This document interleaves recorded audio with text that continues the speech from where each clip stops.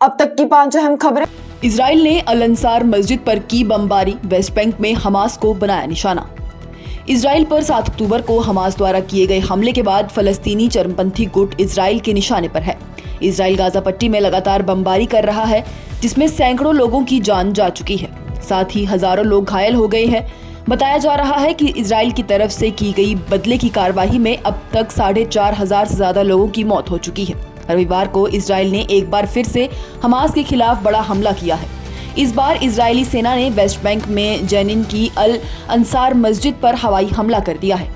Israeli सेना ने दावा किया कि हमास के लोग इस मस्जिद को कमांड सेंटर बनाकर बैठे थे, जहां से हमले की प्लानिंग की जा रही थी। इजराइल के हमलों का जवाब देने के लिए हिजबुल्लाह भी हमास के साथ दे रहा है, जिसके चलते न सिर्फ गाजा पट्टी बल्कि लेबनान की ओर से भी इजराइल पर हमले किए जा रहे हैं।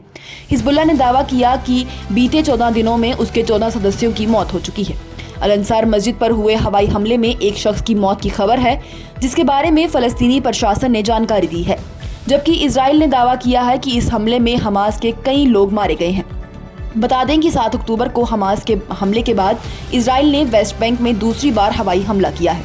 इससे पहले इजराइल सिर्फ गाजा पट्टी में ही बमबारी कर रहा था। जेनिन शरणार्थी शिविर के पास स्थित अल अंसार मस्जिद को इजराइल ने रविवार को निशाना बनाया। इजराइल का कहना है कि हमास फलस्तीनी इस्लामिक जिहाद संगठनों ने इसे अपना अड्डा बना रखा था। वहीं इजरायली सेना ने इस एयर स्ट्राइक के बाद तस्वीरें भी जारी की, जिसमें दावा किया गया कि अल अंसार मस्जिद में भारी मात्रा में गोला बारूद और हथियार इकट्ठे किए गए थे। इसके अलावा मस्जिद में बंकर भी बनाए गए थे। गौरतलब है कि इजराइल ने वेस्ट बैंक के इस इलाके में पहले भी हवाई हमले किए हैं। इस इलाके में बड़ी संख्या में फलस्तीनी नागरिक रहते हैं। इजरायली सेना की तरफ से जारी की गई तस्वीरों में मस्जिद का एक बड़ा हिस्सा गिरा हुआ दिखाई दे रहा है। वहीं इसके आसपास कई एम्बुलेंस भी खड़ी हुई हैं, जबकि कई लोग मलबे को हटाने की कोशिश करते दिखाई दे रहे हैं। वहीं सोशल मीडिया में सामने आ रहे कई वीडियोस में एम्बुलेंस का सायरन भी सुनाई दे रहा है। फलस्तीनी प्रशासन का दावा है कि इजरायली हमले में अब तक 3400 से ज्यादा लोगों की मौत हुई है। वहीं यूएन की एजेंसियों ने गाजा में लोगों को मदद पहुंचाना शुरू कर दी है। मिस्र के रास्ते 20 ट्रकों को गाजा भेजने की अनुमति मिली है। इजराइल के हमले में गाजा पट्टी में 40% इमारतें नष्ट हो चुकी हैं। हमारा इनकाउंटर भी हो सकता था, हाथ पैर तोड़ कर ले चलो, सपा नेता आजम खान ने जताई हत्या की आशंका। समाजवादी पार्टी के वरिष्ठ नेता और पूर्व मंत्री आजम खान ने अपनी हत्या की आशंका जताई है। परिवार के साथ जेल में बंद आजम खान ने दावा किया कि उनका एनकाउंटर किया जा सकता है। बेटे अब्दुल्ला आजम खान के डबल जन्म प्रमाण पत्र के मामले में आजम खान, पत्नी तंजीम फातिमा और बेटे को भी 7 साल की कैद की सजा सुनाई गई है।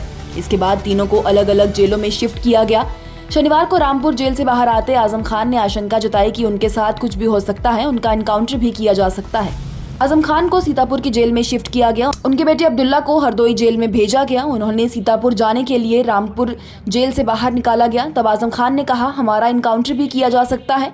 आजम खान को पुलिस की गाड़ी में ले जाया गया। जब गाड़ी में बिठाने के लिए कहा गया तो बोले कि हम सीट पर बीच में नहीं बैठेंगे, बल्कि साइड सीट पर ही बैठेंगे। इस पर पुलिस वालों ने कहा कि सुरक्षा की दृष्टि से उन्हें बीच में बैठाया जा रहा है। इस पर आजम खान ने कहा कि आप समझिए कि हमारी उम्र हो गई है, आप हमारी उम्र का ही ख्याल करिए। उन्होंने कमर दर्द का हवाला देते हुए बीच में बैठने से इनकार कर दिया।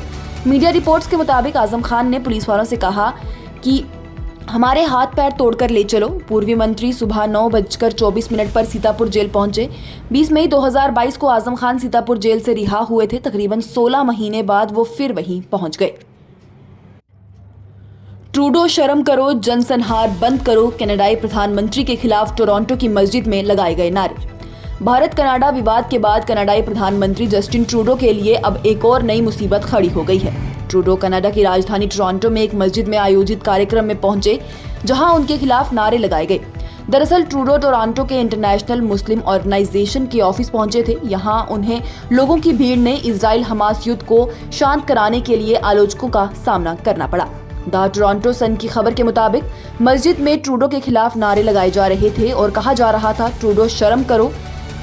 कनाडाई प्रधानमंत्री प्रवक्ता मोहम्मद हुसैन के हवाले से बताया गया कि इजराइल हमास युद्ध के बीच व्यापक हिंसक घटनाओं के देखते हुए ट्रूडो मुस्लिम समुदाय के लोगों को समर्थन देने के लिए मस्जिद गए थे। ट्रूडो जैसे ही मस्जिद से बाहर निकले, एक महिला उनके सामने तख्ती लिए खड़ी दिखी, जिस पर लिखा था, जनसंहार बंद करो। द सन लिखता है, मस्जिद के सामने महिला ने ट्रूडो से पूछा कि सीज फायर के लिए आपको कितने फलस्तीनी बच्चों की मौत चाहिए। आपको और कितनी लाशें चाहिए? कनाडाई प्रधानमंत्री जस्टिन ट्रूडो पर इजराइल और हमास के बीच जारी जंग में युद्ध विराम कराने के लिए एक भूमिका निभाने की मांग जोर पकड़ रही है। हाल ही में कनाडा के 23 सांसदों ने ट्रूडो को एक चिट्ठी लिखकर युद्ध विराम कराने की गुजारिश की थी। चिट्ठी में लोगों की मदद के लिए मानवीय गलियारों की मांग भी की गई थी। तेलंगाना विधानसभा चुनावों में बीजेपी का बड़ा दाव, इकलौते पार्टी विधायक टी राजा सिंह का निलंबन वापस ले लिया।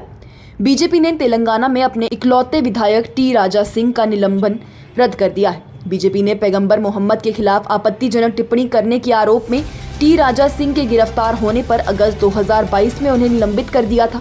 अब बीजेपी ने विधानसभा चुनावों के बीच में टी राजा सिंह का निलंबन रद्द करने का फैसला किया है। तेलंगाना में 30 नवंबर को वोट डाले जाएंगे और मतों की गिनती 3 दिसंबर को होगी। 2018 में बीजेपी ने तेलंगाना में 119 में से 118 सीटों पर अपने उम्मीदवार उतारे थे। इनमें सिर्फ टी राजा सिंह जीत पाए थे। वो गोशामहल सीट से जीतकर विधानसभा पहुंचे थे। मीडिया रिपोर्ट में राजा सिंह का निलंबन रद्द होने का दावा किया गया था। उम्मीद की जा रही है कि पार्टी ने टी राजा सिंह का नाम पहली सूची में जारी किया होगा। सोशल मीडिया पर बड़ी संख्या में उनके निलंबन रद्द होने की पोस्ट भी सामने आ रही थी। आपको बताएं तो अपने बयानों के लिए चर्चा में रहने वाले टी राजा सिंह की प्रचार प्रखर हिंदूवादी नेता की है। टी राजा सिंह ने कॉमेडियन मुनव्वर फारूकी के खिलाफ एक वीडियो जारी किया था। इसमें उन्होंने कॉमेडियन मुनव्वर फारूकी और उसकी मां के खिलाफ गलत टिप्पणी की थी। इस वीडियो में उन्होंने कथित तौर पर पैगंबर मोहम्मद पर भी आपत्तिजनक टिप्पणी कर दी थी। इसके बाद उन्हें अरेस्ट किया गया था। बाद में पार्टी ने उन्हें निलंबित कर दिया था। इजराइल और फलस्तीन युद्ध के बीच भारत ने फलस्तीन के लिए बढ़ाया मदद का हाथ। इजराइल और हमास युद्ध के बीच भारत ने फलस्तीनी लोगों के लिए मदद का हाथ बढ़ाया है और मानवीय मदद भेजी है।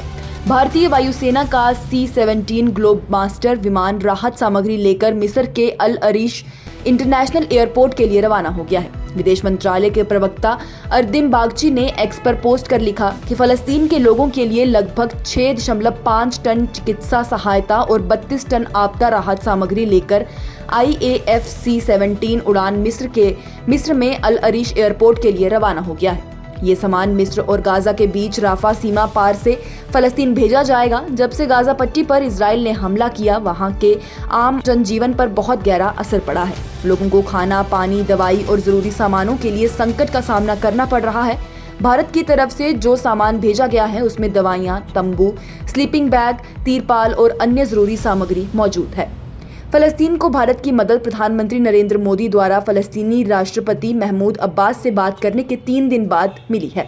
गुरुवार को बातचीत के दौरान पीएम मोदी ने कहा था कि भारत फलस्तीनियों को मदद भेजना जारी रखेगा। उन्होंने गाजा पट्टी में एक अस्पताल में बमबारी के कारण नागरिकों की हुई मौत पर भी अपनी संवेदना व्यक्त की थी।